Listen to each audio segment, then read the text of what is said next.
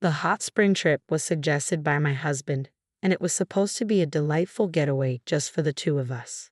However, without telling me, he invited our son and his wife, with whom I have a strained relationship. When we arrived at the hotel, my son's wife bluntly said, "If you dislike being with Mike and me so much, why don't you sleep in the parking lot or somewhere around there?"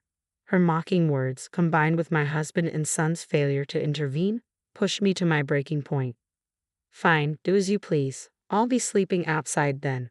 "Bye," I retorted and got into the rental car parked in the hotel lot, heading out for a night stroll to clear my mind. As I wandered the streets until dawn, I heard the sirens of ambulances and fire engines. When I turned my phone back on, I found an incredible number of missed calls from my husband and son. "What the hell are you doing? How many times do you think we called and texted you?" my husband demanded when I answered. He and my son were frantic, explaining that a careless smoking incident had caused a fire scare at the hotel. I was utterly appalled by their lack of apology, so I gave my husband one last chance. "Hey, which is more important to you? Mike and his wife or me?" "What? What's with that all of a sudden? Is this the time to be asking that? Just come back already," he replied. "I see, that's fine. Well, Mike is your child with that woman anyway, and it seems like I'm no longer in your eyes." Hearing these words, my husband and son were perplexed on the other end of the phone. That's when I decided to spill a secret, a hidden truth we had been carrying within our marriage. My name is Elizabeth, 46 years old, and this year marks the 20th anniversary of my marriage to James. We both work for a hobby manufacturer company, with James in sales and me in accounting, just as we have since our marriage. We were blessed with a son, Mike, who has become a delightful part of our lives by marrying Jennifer, a girl he met at university. To outsiders, we might appear to be a normal, happy family, but in reality, we are facing a certain issue. One day, as I was preparing dinner after returning home, I noticed James researching something on the computer. Curious, I peered over and saw beautiful resorts and hot springs displayed on the screen. I couldn't help but lean in closer with excitement. James turned to me and said, "Actually, I've been thinking about planning a trip soon." "A trip?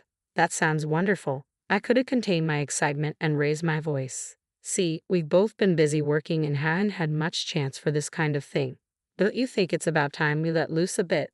"Yes, I've been feeling the same way," he replied. Fortunately, outside of our busy seasons, we both have flexible schedules that allow for time off. Just thinking about the trip made me giddy with excitement, something that hadn't happened in years.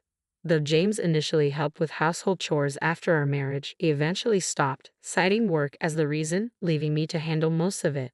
This trip, suggested by James himself, was a much-needed break from the accumulated fatigue and stress, more than anything. I was happy when my husband, who usually only showed interest in his work and rarely conversed with me, suggested we go on a trip together. "The trip is a great idea," I said, "but there's something I've been hesitant to talk to you about." "Hesitant about what? What is it?" he asked. "You know what I'm talking about. It's about Mike and Jennifer." Hearing our son and daughter-in-law's names made my expression darken. Since advancing to junior high, Mike had grown distant and cold towards me, his mother. Ignoring my attempts to talk, he would lock himself in his room or go out, and on the rare occasions he did respond, it was with a dismissive, "It's nothing," or "Leave me alone." At times he was outright rude, demanding, "Hurry up with the food," or "Give me some pocket money." There were even instances when I was locked out of the house, not just by the door but by a chain gate. Initially, I dismissed it as a phase of rebellion, but when his harsh words and actions persisted, I grew concerned and consulted James several times. However, James brushed it off, saying, "Isn't that just a phase of rebellion? Or maybe just adolescence? You should understand that and deal with him properly as a mother," showing little concern for the matter. I tried to reach out to Mike, but his attitude remained unchanged. After advancing to high school, he moved into a dorm and continued living in one during university, hardly ever returning home. Even after marrying Jennifer, I wasn't invited to their wedding, and my letters of congratulations went unanswered. When Mike brought his wife Jennifer home, I immediately sensed a mismatch. Her brightly dyed hair, heavy makeup, and flamboyant attire made her appear quite flashy, even for her age. In front of James and Mike, Jennifer behaved normally. But the moment we were alone, she stared at me, then glared and said, "I wondered what kind of woman the mother of Mike would be, only to find out she's this plain. No wonder Mike detests you." Her derogatory words and expression cut deep. I thought Jennifer was indeed a perfect match for Mike. Interestingly, they didn't have any children and seemed to live a carefree life, despite their apparent dislike for me, much like Mike's. From the day they were introduced, they began to frequent our house often, usually with Mike in tow. When they visited, Mike and Jennifer would lounge around, hurling insults at me, and even stay for dinner. I was left to prepare and clean up the meals alone while they arrogantly demanded more drinks and snacks, leaving me no peace. I rarely joined their conversations, but Jennifer once condescendingly said, "Elizabeth, why do you even work after getting married? Spending hours surrounded by old men making toys?" I couldn't do that. Jennifer, being supported by Mike, doesn't work herself, and given her habit of skipping work, likely wouldn't last long in any job. Hearing her gleefully talk about skipping past jobs, I sighed inwardly. Unable to tolerate Mike and Jennifer's selfish and tyrannical behavior any longer, I once again sought advice from James. However, he simply said, "Mike is still as rebellious as ever, but Jennifer isn't that bad, right?" Feeling miserable, I replied, "But I'm being treated like a maid by Jennifer." I had my job too, and my body couldn't handle the stress any longer. Despite my concerns, James would just play dumb and brush it off, claiming he didn't know what to do. Eventually, the visits from Mike and Jennifer stopped. Whether they no longer wanted to see me or had other obligations such as work or finances, the reason was unclear, but their absence from our home was certain. Still, it seemed James continued to meet with them. Sometimes I could smell their perfume and cigarette smoke on him when he came home. As an asthmatic, cigarette smoke was particularly harmful to me, so I had asked Mike and Jennifer to refrain from smoking inside the house during their visits. Even with our strained relationship, I found relief in not having to endure their unpleasant behavior. I was determined to ensure they wouldn't interfere with our hot spring trip, and I worked hard to convince James of this. Relieved when he agreed, I looked forward to our trip to Hawaii. I pored over the guidebook daily, bought new clothes, and eagerly anticipated the vacation. However, the intrusion began on the very first day. As we arrived at the airport security check for our Hawaii-bound flight, pulling our suitcases and preparing to pass through the ticket gates, I was stunned to hear familiar voices. I turned around to see Mike and Jennifer standing there. "What? Why are you here?" I asked in disbelief. "Didn't Dad tell you? We decided to come along to Hawaii," Mike replied. I was dumbfounded and glared at James. "Mike and Jennifer have always dreamed of going to Hawaii," he said. "I'll handle them, so please let's go together." I was astounded. Despite all my efforts, including working hard and dieting for this trip, James still prioritized Mike and Jennifer. My plan seemed ruined, and I decided there was no point in going to Hawaii with such unpleasant feelings. As I was about to turn back, Mike and Jennifer stopped me. "For the past 11 years, I've wanted to reconcile with you, Mom, but I couldn't bring myself to be honest about it," Mike said. "I know my behavior wasn't right, and I realize now that I've been awkward and unfair. I want to get along with you, Elizabeth, and I don't want to strain our relationship any further." I was taken aback. It was the first time Mike had shown such humility, and Jennifer seemed eager to avoid appearing as the villain. Reluctantly, I agreed to go to Hawaii with the four of us. On the plane, Mike and Jennifer were in high spirits, ordering and starting to drink alcohol, while James sat happily next to me. Despite their upbeat mood, I felt an odd sense of unease and tried to distract myself by gazing at the scenery outside the window. Upon arriving in Hawaii and renting a car, we started our trip based on the plan James had revised on the plane. However, it wasn't long before Mike and Jennifer began to ignore my presence, speaking only to James. At water-based attractions like Sea Life Park and Waikiki Beach, they would intentionally trip me, making me fall and get soaked. At lunch, they pushed their leftovers onto me, among other forms of harassment. The tension escalated after dinner when Mike and Jennifer came to our hotel room, wanting to drink. When James went downstairs to get some snacks, Mike and Jennifer, who had bought alcohol in Hawaii, sat on my bed without asking. Mike pulled out an ashtray and cigarettes. "Hey, this is a non-smoking room. Stop it, please," I said. "It's fine if we ventilate," Mike replied with an annoyed look, and Jennifer began to light a cigarette as well. Reaching my limit, I shouted, "Enough. Stop smoking in a non-smoking room. You'll get us thrown out if you don't follow the hotel's rules." "What's with you all of a sudden?" Mike retorted. "I told you before that I have asthma and can't handle cigarette smoke." Please follow the hotel's rules, I said, struggling to keep my composure.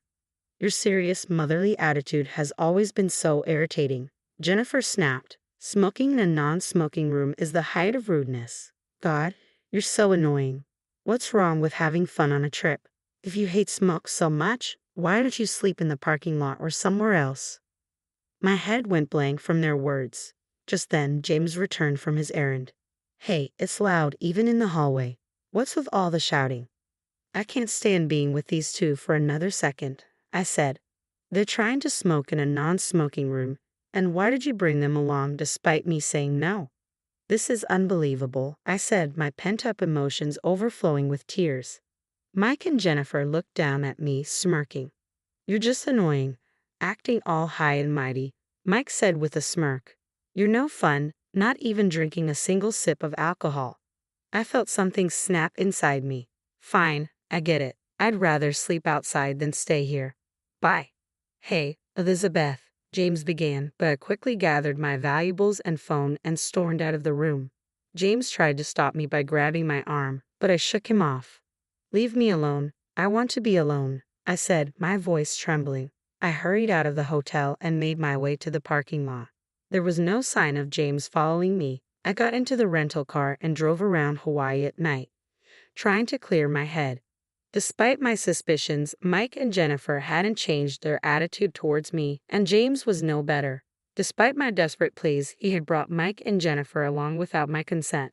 It seemed impossible to continue any semblance of a family relationship after this trip, especially with the secret about James and Mike that I had kept hidden.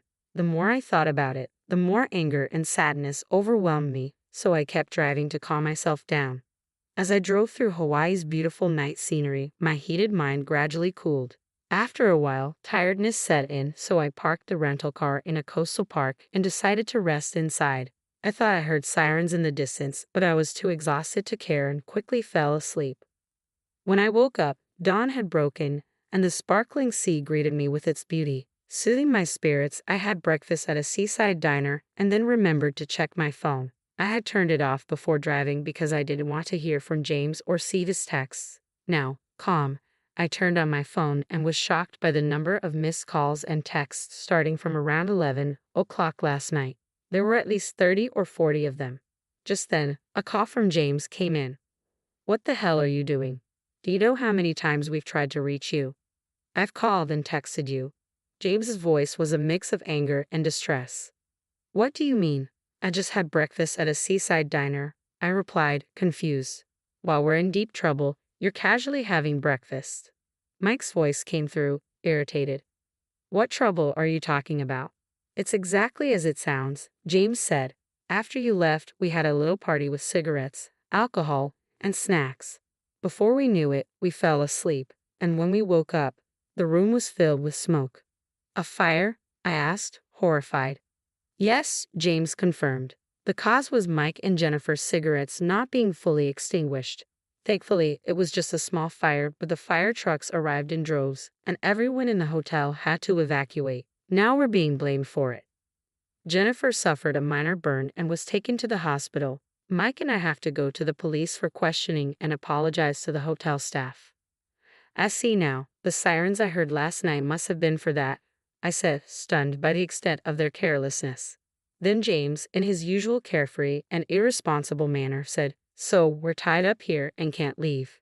Can you go to the hospital and stay with Jennifer? The lack of apology and his prioritization of Jennifer over me made it clear that some things would never change. I decided to give James one last chance. James, who is more important to you, me or Mike and Jennifer? What? Why are you asking that now?